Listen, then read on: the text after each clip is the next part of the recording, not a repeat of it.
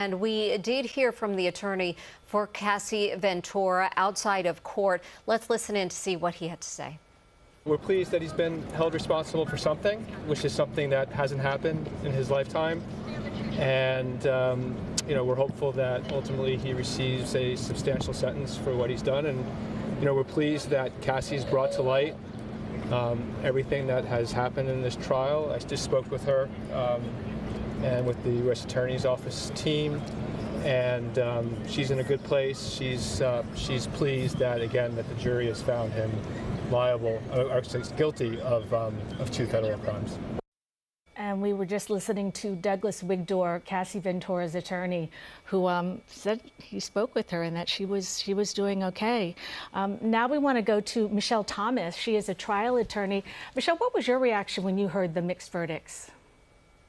Good morning. I mean, I think that the prosecution, they failed to prove beyond a reasonable doubt that Diddy was involved in this sex trafficking criminal enterprise. I think that with the more than 800, I believe, text messages with Jane and Cassie telling Diddy that they loved him, I mean, I think all of that casts what we call reasonable doubt for the jury as to whether these women were complicit and consensual or not. So quite frankly, because of the muddied waters there, it wasn't surprising that he was acquitted on the 2 most egregious charges. When you heard there was a split verdict yesterday, what were your thoughts? I mean, what did you expect to hear today? I expected to hear that there was going to be a guilty on one of the sex trafficking charges, which as it related to Cassie, because the jury was asking questions on the racketeering charge about the underlying predicate crimes that could have been committed. So I thought they must believe that there was some crime committed here and possibly the sex trafficking crime. But as we saw very quickly this morning, the jury came back and said, no, the prosecution did not prove beyond a reasonable doubt that he committed those 2 harshest charges. So, Michelle, you were surprised when you heard the verdicts.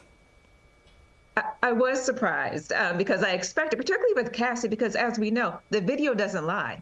We watched it, the jury watched the video where at the Intercontinental Hotel where Diddy dragged and kicked and physically abused and assaulted Cassie, where she was trying to escape one of the freak-offs. That lends itself to this sex trafficking charge where these women were forced to participate by coercion or force. That's the definition of sex trafficking. So that was a surprise, not in relation to Jane, but certainly in relation to Cassie. Now, when it comes to the verdicts and those guilty verdicts on transportation to move sex workers, we hear about the sentence, 0 to 10 years. I mean, he could face up to 20 years in prison on these.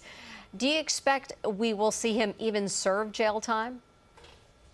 Certainly the defense is arguing for leniency. They're going to argue that he walk away today, certainly be released on bond to await sentencing. And then at the sentencing itself, the court has a decision whether to run the sentences concurrently or consecutively. But in this case, he doesn't have to serve any time at all. So I think it remains to be seen that they're going to weigh whether he's a threat to society, a threat to others, or a harm to others, whether he needs to be committed to a penitentiary for a period of time. But the court has wide discretion, as you mentioned, to order no time up to 10 years per crime. And Michelle, let's talk about how double jeopardy plays with these cases.